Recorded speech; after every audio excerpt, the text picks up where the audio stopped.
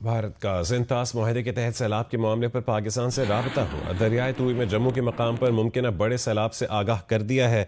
सरकारी ज़राए के मुताबिक पाकिस्तान को सैलाब की मुमकिन सूरत हाल से भारतीय हाई कमीशन इस्लामाबाद की जानिब से आगाह किया गया। भारत की तरफ से 24 अगस्त की सुबह 10 बजे राबता करके पाकिस्तान को मुमकिन सैलाब की सूरत हाल की पेश की इत्तला दी गई। मई में पाक भारत जंग के बाद दोनों मुल्कों के दरमियान अपनी नौयत का ये पहला बड़ा राबता है, जबकि भारतीय मालूमात की रोशनी में हुकूमत पाकिस्तान की जानिब से मुताल्लिका इदारों को अलर्ट जारी कर दिया गया है।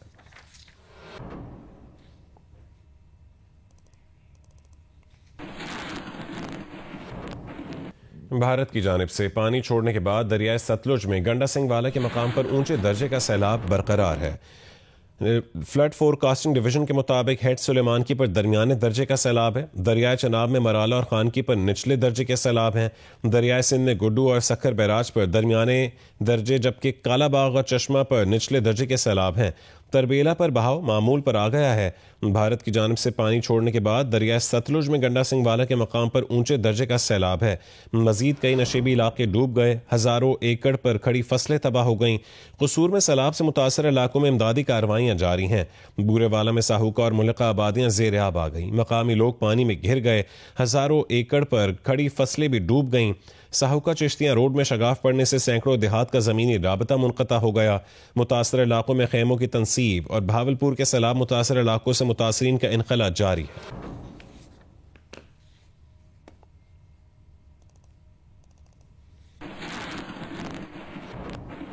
गिलगित के इलाके फैजाबाद में तेज बारिश के बाद पहाड़ से आने वाले सैलाबी रैले के बायस कई घरों को जुज़वी नुकसान पहुंचा है, जबकि नलतर एक्सप्रेस वे का कुछ हिस्सा भी मुतासर हुआ है। इंतजामिया और रेस्क्यू की टीमें मुतासर इलाके में पहुंच गई हैं। Assistant commissioner Gilgit captain retired Adil Ali के मुताबिक फैजाबाद में रात गए आने वाले सैलाब से कुछ घरों को नुकसान पहुंचा। सैलाबी पानी सड़क पर भी आ गया, जिससे नलतर एक्सप्रेस वे का कुछ हिस्सा मुतासर हुआ। असिस्टेंट कमिश्नर ने बताया कि 3 मुतासरा घरों के मकीनों को महफूज मकाम पर मुंतकिल किया गया है। उनका कहना था कि सैलाब की सूरत हाल कंट्रोल में है और मुतालिका इदारे पूरी तरह से चौकस हैं।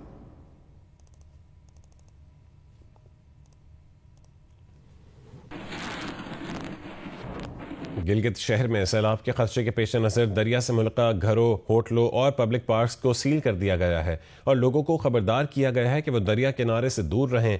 गिलगित से GNS के नुमाइंदे ज़ुहैब अख्तर अपडेट करेंगे।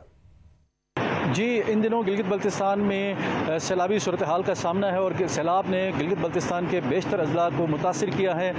गिलगित में भी ज़िला इंतज़ामिया की जानिब से सैलाबी सूरत हाल और दरियाए गिलगित में के बहाव में इजाफे के खदशे के पेश नज़र रिवर व्यू रोड पर जो होटल्स और फैमिली पार्क मौजूद है, इनको सील कर दिया गया है। गर्मियों के मौसम में जब शहर के अंदर गर्मी ज़्यादा पड़ती है तो फैमिलीज़ इस पार्क का रुख करती हैं, क्योंकि यहाँ पर निस्बतन गर्मी की शिद्दत में कमी होती है, जिसकी वजह से यहाँ पर लोग आते हैं। जबकि मेरे बाईं जानिब के यहाँ पर दरियाए गिलगित है अपने मामूल के मुताबिक बह रहा है। ज़िला इंतज़ामिया का कहना है कि महकमे मौसमियात की जानिब से दरियाए गिलगित में आने वाले दिनों में बहाव में इजाफे का खदशा का इजहार किया गया है, जिसकी वजह से इस रोड पर रिवर व्यू रोड पर मौजूद होटल्स को और इस पार्क को सील किया गया है आवाम के तहफ़्फ़ुज़ के लिए।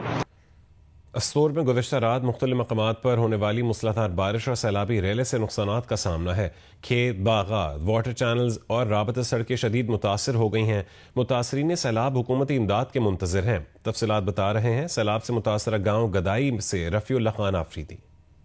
जी, दुनिया भर की तरह गिलगित बल्तिस्तान में भी इंतहाई तेज़ी के साथ तब्दील होता हुआ मौसम और मौसमियाती तब्दीली ने जिस तरह तबाही मचाई हुई है, मैं जिस जगह पे यहाँ गुदाई गाँव है वहाँ पर मौजूद हूँ ये फैमिली के साथ। ये मेरे पीछे जो घर नज़र आ रहा है, ये गुज़िश्ता रात को जो है सैलाब की वजह से तमाम जो एशिया यहाँ पे बह चुका है।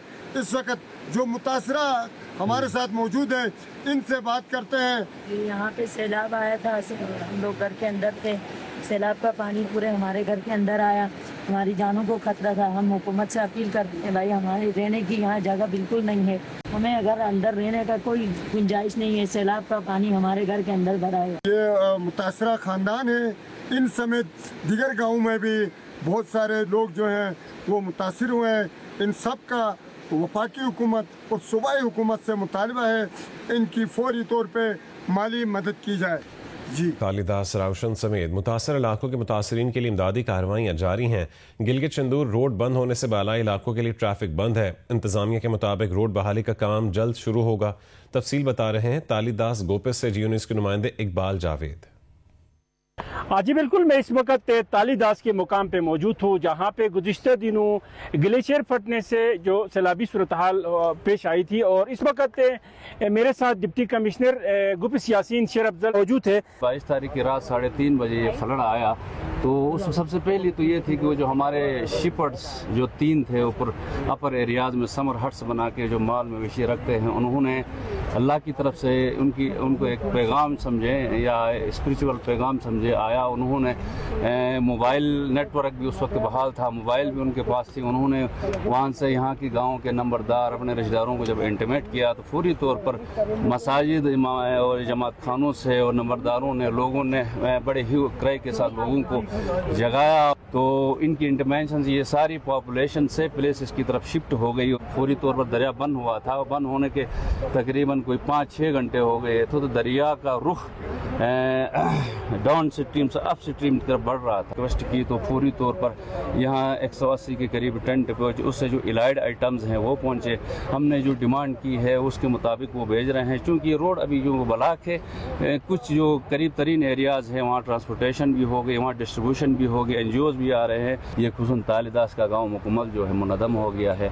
इसको रीलोकेशन रिहेबिलिटेशन का एक प्रपोजल बनेगा। बाकी जो जगह जगह रिलीफ कैंप्स भी लगे हैं, मेडिकल कैंप्स भी लगे हैं। जी बिल्कुल, डिप्टी कमिश्नर गेजर के मुताबिक 330 खानदान इस वक्त अपने घरों से बाहर है, जिनको हुकूमती सतह पे और मुख्तलिफ फलाही इदारों की जानिब से टेंट विलेजेस बनाए गए हैं, वहाँ पे वो रिहाइश पजीर है। उनको खुराक अद्वियात के अलावा दिगर जो सहूलियात है वो फराहम की जा रही है। ताहम जो 7 किलोमीटर की सड़क है जो तालीदास से लेकर गुपिस तक बंद होने की वजह से लोगों को आमद और रफ्त में काफ़ी मुश्किलात का सामना है।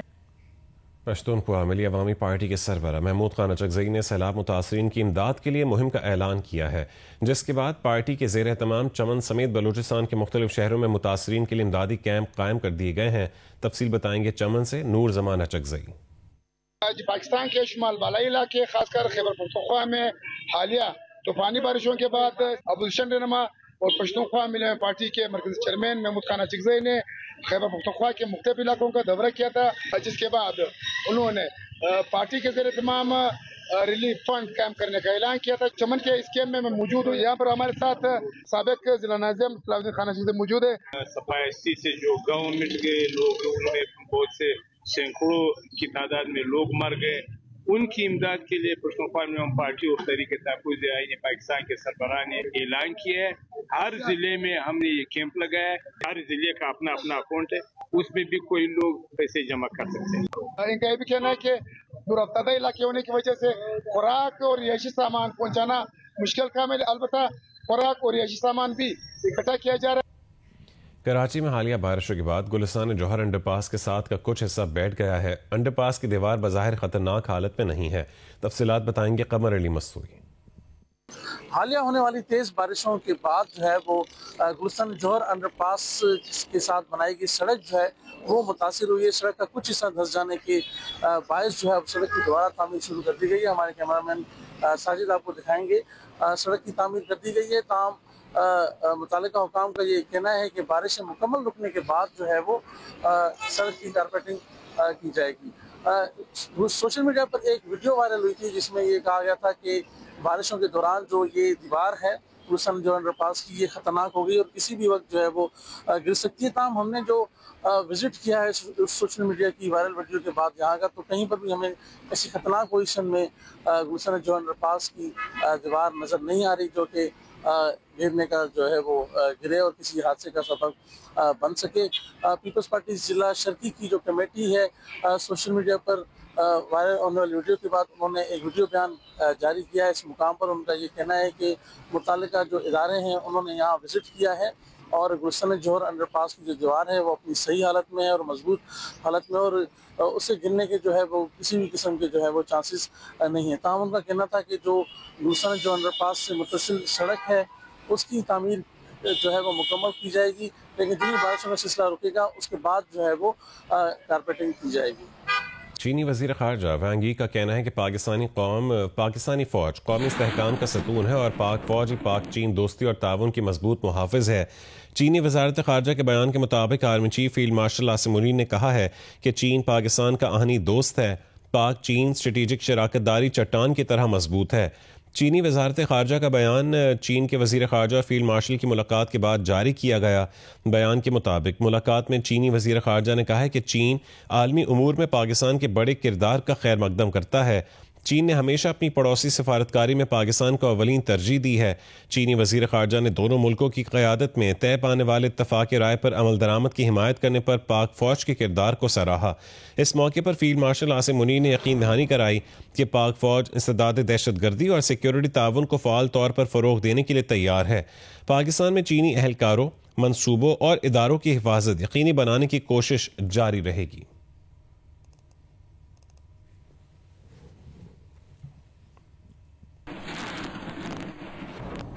पाकिस्तान और बांग्लादेश ने दो तरफा ताल्लुकात मजबूत बनाने का फैसला किया है। पाकिस्तान ने बांग्लादेश के तलबा के लिए पाकिस्तान बांग्लादेश नॉलेज कॉरिडोर का आगाज कर दिया। बांग्लादेश के तलबा को 5 साल में 500 स्कॉलरशिप्स देने का ऐलान किया।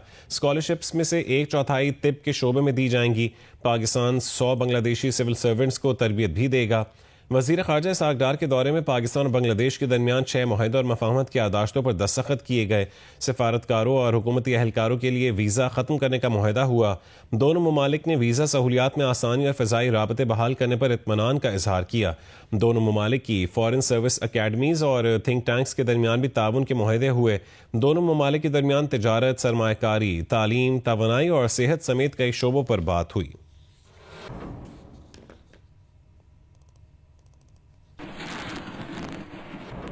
नायब वज़ीर आज़म इसहाक़ डार ने बांग्लादेश के चीफ एडवाइज़र मोहम्मद यूनुस से ढाका में मुलाकात की।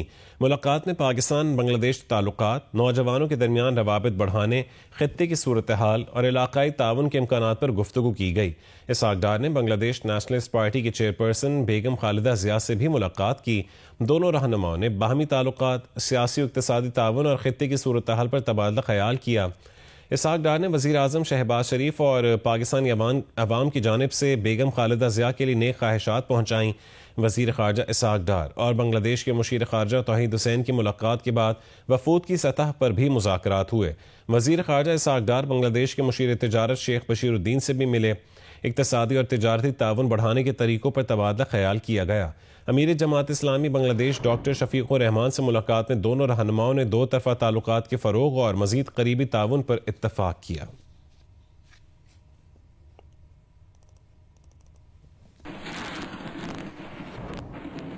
मुजफ्फरगढ़ में हरासानी से मना करने वाले भाई पर 2 बासर मुल्ज़मान ने तशद्दुद और फायरिंग कर दी। जख्मी नौजवान की एक टांग काट दी गई है, दूसरी टांग भी मुतासिर हुई है।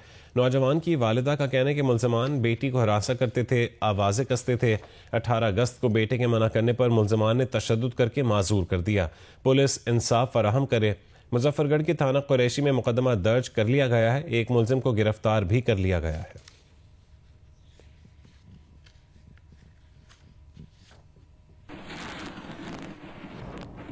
कोयटा से पेशावर जाने वाली जाफर एक्सप्रेस 2 रोज़ के लिए मनसूख कर दी गई है। रेलवे हुकाम के मुताबिक जाफर एक्सप्रेस आज और कल पेशावर नहीं जाएगी। आज पेशावर से कोयटा के लिए भी जाफर एक्सप्रेस को मनसूख किया गया। जाफर एक्सप्रेस की मनसूखी की वजह बारिशों से पैदा सूरत हाल है।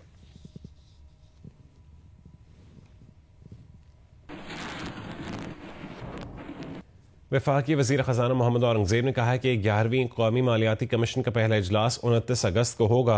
वज़ारत ख़ज़ाना ज़राए के मुताबिक अगर 29 अगस्त को कौमी तातील हुई तो इजलास 28 अगस्त को बुलाया जा सकता है।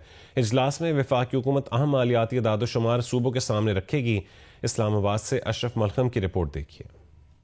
सबसे पहला कौमी मालियाती कमीशन 1974 में तश्कील दिया गया, जिसने मुतफ़िका तौर पर मालियाती वसाइल की तकसीम का फार्मूला तय किया। इसके बाद 1991 और 1997 में मुतफ़िका अवार्ड तय हुए। 7वां NFC अवार्ड 2010 में तय हुआ, जिस पर अब भी अमल दरामद जारी है। इसके तहत मालियाती वसाइल में सूबों का हिस्सा 50% से बढ़ाकर 57.5% और मरकजी हुकूमत का हिस्सा 50% से कम करके 42.5% किया गया। ताहम इससे मरकजी हुकूमत खुश नहीं, लेकिन आइन के मुताबिक NFC अवार्ड के तहत सूबों को दिए गए हिस्से में कमी नहीं की जा सकती। मरकजी हुकूमत इसमें तब्दीली चाहती है और IMF ने भी वफाक के हक में नजरसानी का कह रखा है। वफाकी हुकूमत की वजारतों पर मुश्तमिल कमेटी ने कौमी मालियाती कमीशन के लिए हिकमत अमली तय कर ली है। इसके तहत कर्ज पर सूद की अदायगी, दहशतगर्दी की रोकथाम, बेनजीर इन्वेस्टमेंट सपोर्ट प्रोग्राम और दिफा पर उठने वाले अखराजात पर सूबों को इत्तेमाद में लिया जाएगा। रवा माली साल के दौरान हुकूमत की टैक्स और नॉन टैक्स आमदन 19,278 अरब रुपए रहने का तखमीना है। इसमें सूबों को 8,201 अरब, कर्ज पर सूद की अदायगी की मद में 8,207 अरब, दिफा पर 2,555 अरब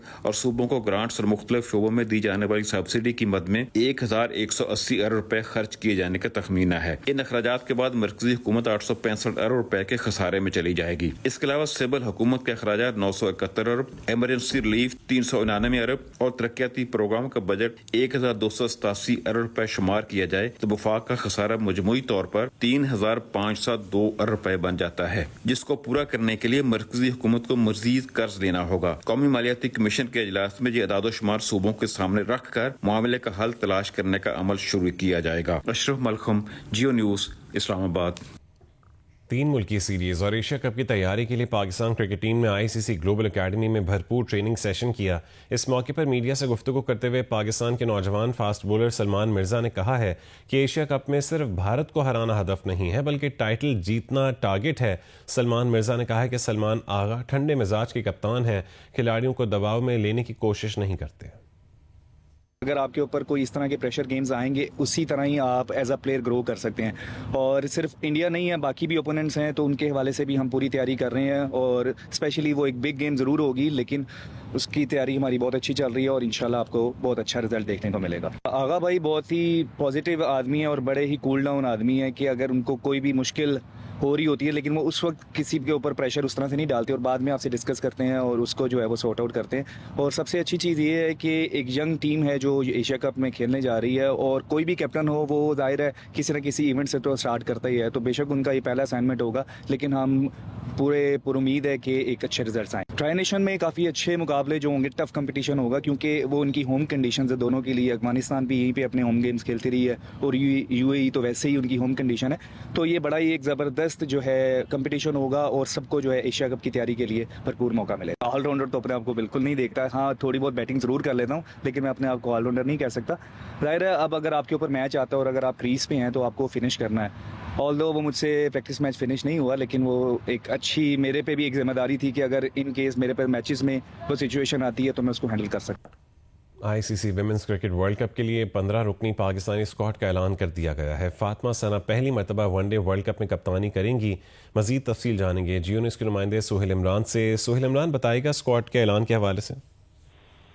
ICC women's cricket world cup जो कि 30 सितंबर से 2 नवंबर तक इंडिया और श्रीलंका में खेला जाना है और पाकिस्तान के तमाम तर मैचेस श्रीलंका में खेले जाएंगे, उसके लिए वर्ल्ड कप स्क्वाड का ऐलान कर दिया गया है। पाकिस्तान विमेन टीम का फातिमा सना पहली मरतबा वनडे वर्ल्ड कप में पाकिस्तान विमेन क्रिकेट टीम की कप्तानी करेगी। इसके साथ साथ नतालिया परवेज, रमीन शमीन, सदफ शम्स, सादिया इकबाल, शवाल जुल्फकार, सैयदा अरूप शाह पहली बार वनडे वर्ल्ड कप खेलेंगी और यही 15 रुकनी स्क्वाड जो है जिसका आज ऐलान किया गया है, ये वर्ल्ड कप रवानगी से पहले एक सीरीज खेली जाएगी यहाँ पर लाहौर में जनूबी अफ्रीका के खिलाफ 3 वनडे मैचेस, उसमें भी ये टीम जो है वो शिरकत करेगी। स्क्वाड में जो खिलाड़ी शामिल है उसमें फातिमा सना कप्तान, मुनीबा अली सिद्दीकी, आलिया रियाज, डायना बेग, ईमान फातिमा, नुशरा सिंधु, नतालिया परवेज, उमायमा सोहेल, रमीन शमीन, सदफ शम्स, सादिया इकबाल, शवाल जुल्फकार, सिद्रा अमीन, सिद्रा नवाज और सैयदा अरूब शाह शामिल है। जबकि नॉन ट्रेवलिंग रिजर्व में भी खिलाड़ी रखी गई है जिसमें गुल फिरोजा, नजिया अलवी, तुबा हसन, उम्मे हानी और वहीदा अख्तर शामिल हैं। जी बहुत शुक्रिया सोहेल इमरान अपडेट करने के लिए। पाकिस्तान में रबीउल अव्वल का चांद नजर नहीं आया है। 12 रबीउल अव्वल 6 सितंबर बरोज हफ्ते को होगी। रबीउल अव्वल के चांद की रुयत के मरकजी रुयत हिलाल कमेटी का इजलास कराची में महकमा मौसमियात के दफ्तर मेट कॉम्प्लेक्स में हुआ। इजलास की सदारत चेयरमैन रुयत हिलाल कमेटी मौलाना अब्दुल खबीर आज़ाद ने की। इजलास में रुयत हिलाल कमेटी कराची के अरकान, वजारत मजहबी उमूर, महकमा सपारको, महकमा मौसमियात और वजारत साइंस एंड टेक्नोलॉजी के नुमाइंदगान शरीक हुए। जबकि इस्लामाबाद, लाहौर, कोयटा और पेशावर समेत दीगर इलाकों में जोनल कमेटियों के इजलास हुए। इजलास के बाद चेयरमैन रूयत हिलाल कमेटी ने बताया कि मुल्क किसी शहर से चांद नजर आने की शहादत मौसूल नहीं हुई, लिहाजा यकम रबीउल अव्वल 26 अगस्त बरोज़ मंगल को होगी, जबकि 12 रबीउल अव्वल 6 सितंबर बरोज़ हफ्ते को होगी।